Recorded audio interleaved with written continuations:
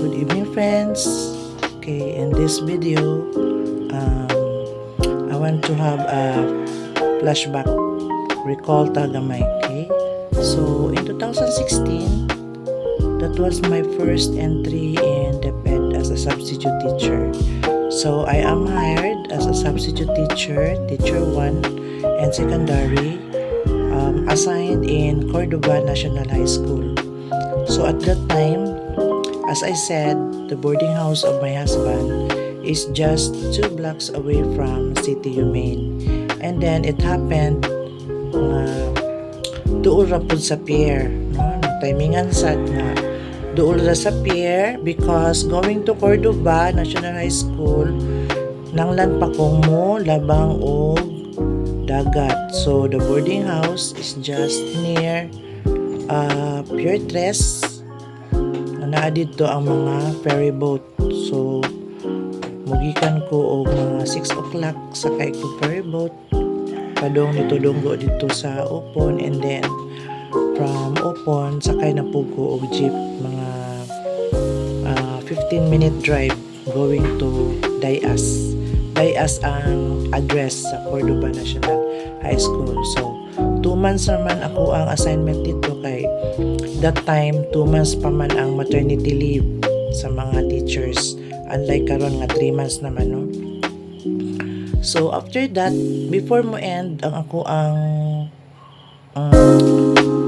pagka-substitute, okay, so I approach SDS. No, SDS is Dr. Mulisit, and then he told me ay kabalaka kay after din na sa Cordova National High School na anak po'y mag-maternity leave diri sa Lipata National High School diri sa may Minglanilla. Ang Lipata National High School is a night high school. Night high school. We start siya o 3 o'clock in the afternoon and then mo end o 9 o'clock. So since kulang man ang time para sa academic, so naho nga ang MAPE is during Saturday.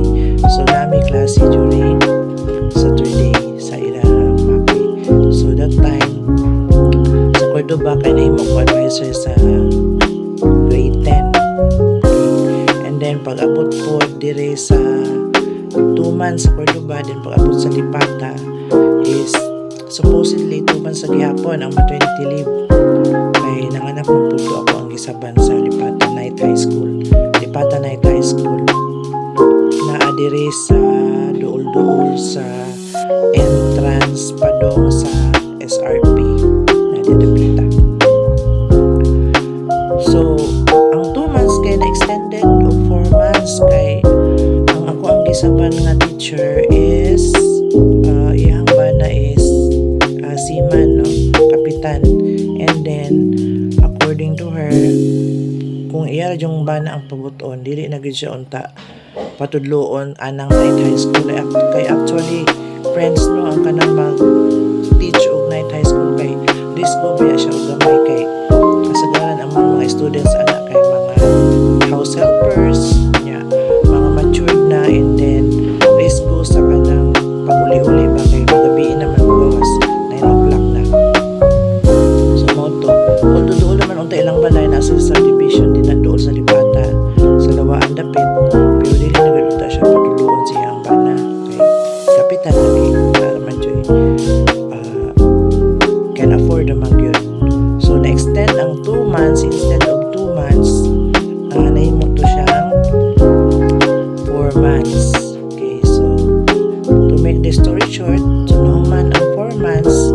So while nagdagan ang 4 months na ko nga pagka-substitute sa Lipata, maupod to'y nag-process ko sa ako ang ranking, and then at that time wala kaabot akong score sa 70 kay 70 ang cut-off. So 68 na yun, gamay na lang kulang ma-appeal ko sa RQA. So at that time ni Dr. Munisit mo pag-start sa katong itawag nilang recalibration, no?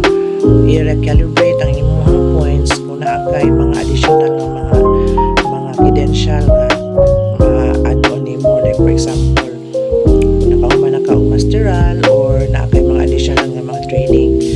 So naman ko'y napas ato nga additional training.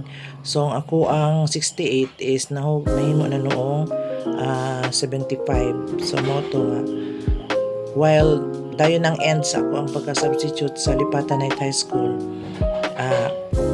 na-apply na ko sa RQA diri sa Cebu Province. Okay.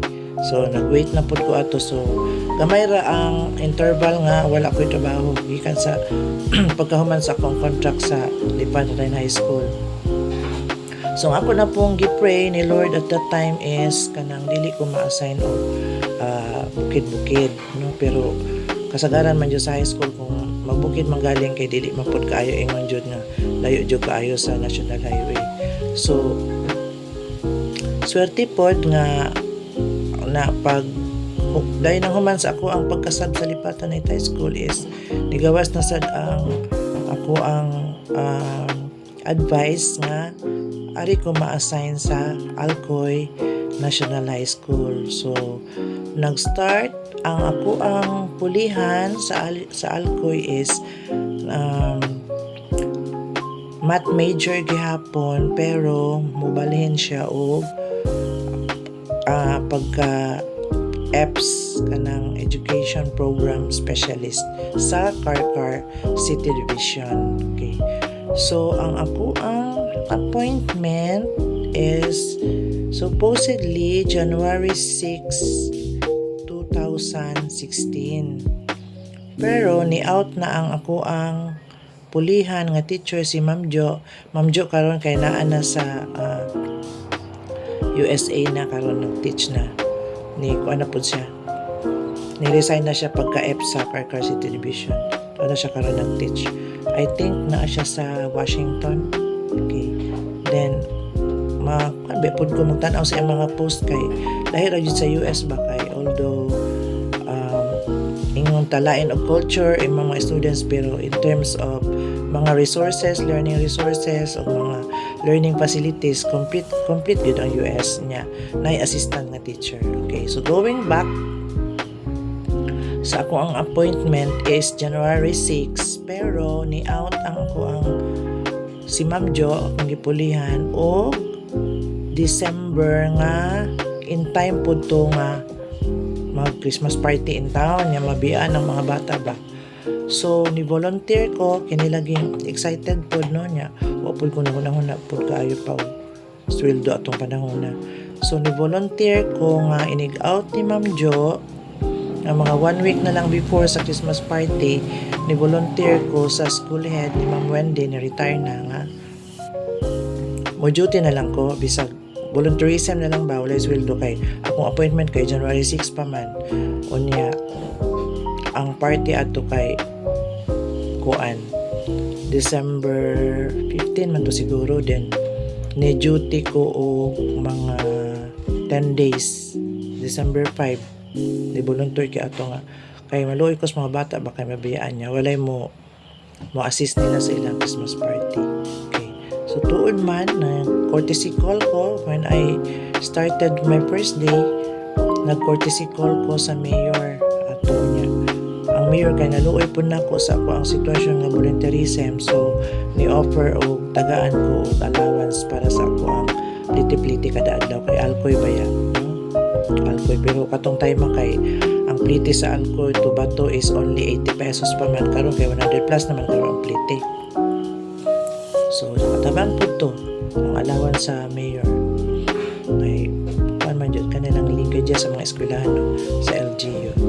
And then so January 6 2016 mo na to nag-start na ko na ina jud ko sa DepEd na gyud nga permanent.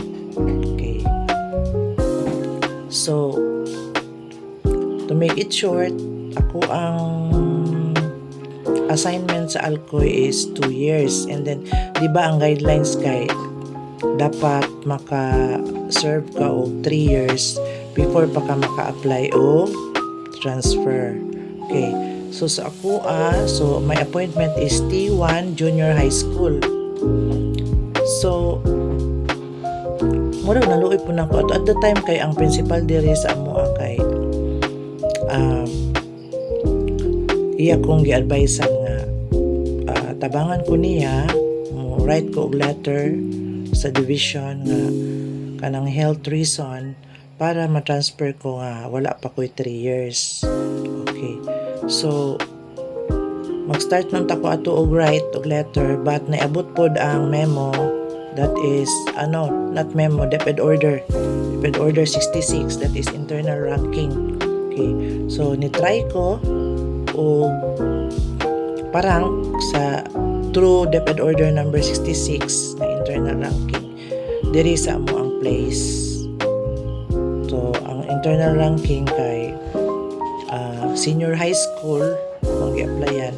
So that time pod ang senior high school kay tito gyud ang ang item basta senior high school. So bisag wala pa ko 3 years, mga 2 years pa ko, that was nasulod ko diri sa among place is 2018. So 2 years nakaluyan po ko sa Ginoo nga nakapass po ko sa ranking, na-appeal ko sa RQA. So ang transfer is also at the same time promotion kay T1 junior high school man ko sa Alcoy. So pag abot na ko dire is T2 nya senior high school. So that is double ang iyang purpose. Okay, transfer and then promotion. So mo to bali na ko dire. So our school is just a turn away from my house. So kaluyan ako sa Ginoo, nakapahuway na ko sa 2 years nga pliti-pliti, nasuki na ko sa series niya. Kailan na ako mga driver, mga konduktor niya. Makatulog ko in town, inigsakay na ko gikagal ko'y na ako'y co-teacher nga taga Uslob, magdungan dyan may pauli niya, mayon gud ako ang co-teacher nga sus nanaog na lang ko, pero ikaw gahagok ka katulog kay inig sakay na ko sa kon, di man dyan ko masakay o dili aircon gyud. So inig sakay na ko tulog dyan ko dayon, bukawan naman po ko diri, inig abot diri sa terminal nga naabot na. So to 2 years gyud in town. So moto bali na ko diri sa among place. And then ang ako apong kuan diri is senior high, and then of course kay math man ako major, so teach ko ang general mathematics, statistics and probability. And then kay kabalo man pod ang school head nga ongoing ang ako ang masteral, so gipatulo po ko og research. Okay. And then forward na gamay pag April 30 nag oral defense nami sa akong thesis. Okay, by the way friends, ang thesis namo sa CTU that time is by group, so tulumi. Ako ang co-members is ang usa that time is connected with Mandaue City Comprehensive National High School. Dako na siya nga school dito sa Mandaue. And then ang usa puro sila lalaki. Ang usa ang katong sa Mandaue is si Sir LD. Ito na siya karon sa Vietnam nag-teach. Niresign po siya sa DepEd. Murag 1 year siya sa DepEd. Kay basta lagi mga single pa no, kay mo kuan yun mangita jo greener pasture niya. Ganahan po maka-travel ba sa laing nasod. So Vietnam na karon si Sir LD. And then ang usa si Sir Stephen is at that time na nag-thesis me is connected siya with Lahog National High School. So mo to pagka April 30, 2021 pandemic pa man ano. So ang hitabo sa among oral defense is also online. Then nag-initiate ko kay ako ra may tagalayo. Naraman taga city raman tong ako ang mga kauban sa group. So nag-initiate ko nga niadto ko sa city the day before sa among oral, and then i-check-in ko og kuan good kanang dili ko kaayo mahal nga kuan ba hotel kanang ma-afford pod good para maka-concentrate me sa mo ang oral defense kay although online man at least dili mi maistorbo kay naaray wifi no sa hotel, and then hilom ra pod. Okay. So mo to malipay pud kayo ang amo ang mga panelist kay iba ako man joy kinagulangan nilang tulon nasas nindot kay ma'am kay nakunahuna jud nga mo check in kay adto mi sa gawas pwede man mangita ato sa Starbucks baron ato baron sa McDonald's pero lahi ra gyud kung naka sa hotel ba kay hilom ini oral defense. So mo to that was April 30, 2021. Okay, so pagkahuman na mo ang kapasmi sa oral defense mao na to nga sikay na mi og hinahinay sa mo ang thesis o print. Okay. Kay teachers sa CTU dili katagaan og TOR unless ma-publish nimo imong thesis. Okay. So nag-struggle pud mi oy sa amo ang publication kay mahal-mahal baya kay moagi pa man mi og statistician dako yung gasto jud og ako yung itotal tanan no dili sa pagbrag no kay ang total jud sa di na lang nako kwentahon ang mga tuition nako sa ako ang pag-masters but sa paghimo sa thesis mga gasto oral defense then paghuman sa oral defense atong gabi una amo pong gitreat ang among advisor nag-dinner mi and then totalon jud no murag akong kwenta-kwenta kay more or less mga 100,000 jud pud ang gasto-gasto tanan jud dala na tanan sa publication kay mahal pud ang publication. Okay, so at that time sa among publication nga although nag-struggle jud mi kay daghang kay imong gipangbayad-bayad nga naa nato na sa Vietnam si Sir LD kung kauban sa grupo siya mo'y nag-initiate nga adto mi magpa-publish sa Spain kamurag na siya direct contact ato sa ReadyMath. Okay. So nag-divide na lang mi ang amo ang nabayran is 400 euro. Okay, so kung i-convert na siya kay kamo na lay convert i-divide na namong tulo mo na amo ang nabayran sa application ni kamot pud mi nga maka-publish mi kay after man pud mi sa among TOR kay kung naay mga ranking pangitaan man jud ang TOR. So kung unless dili pa ka makapapublish ang mahitabo ang pinaka most nimo nga document nga makuha sa CTU is katurang CAR completed academic requirements. Okay, unya nakatagaan din taas pud ang process sa before ka makakuha og TOR. So since ang Sir LD kato naman sa Vietnam and then si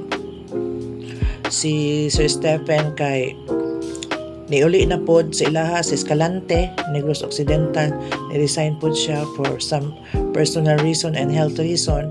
So ako ra gyud usa although ako mo'y edad na gyud unta no dili gyud taangay nga ako mag-process anang pagdala-dala anang pagpa-print o niya pila to ka copies 7 copies imong ituyok-tuyok nimo pa sign dito ang approval sheet dito sa CTU sa mga panelist nya chairman, sa dean, sa president. Taas-taas yun po na kung kanya nagpakuyog na lang ko sa akong anak kay pagdala na mo sa books nga 7 copies kay bugat-bugat ba yan, no? Okay, so na din na akong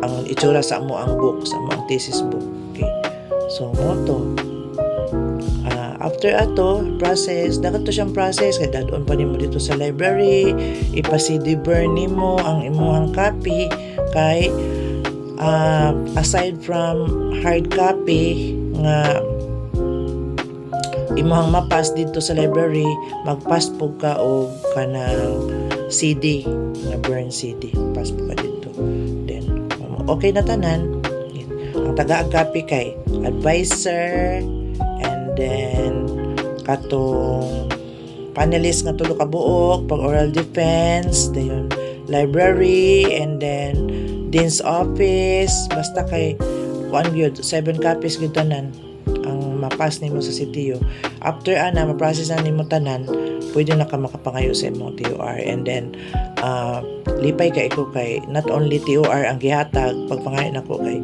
giubanan gyud dayon og bisag wala sa akong request giubanan gyud og diploma ako pong nadia sa taas akong ipakita pod ang diploma ato na erase ang signatory Okay, so that's all usa karon mga friends, no, kay mo lagi nga as I said, mo discipline ako sa akong sleep kinanglan wala pa 10 may sleep na ko. Okay, so see you tomorrow, but before I end, I would like to share to you a quote, Bible verse for today from Psalm chapter 37 verse 4. Delight yourself in the Lord, and He will give you the desires of your heart. Okay, so that's all for this video, mga friends. Good night and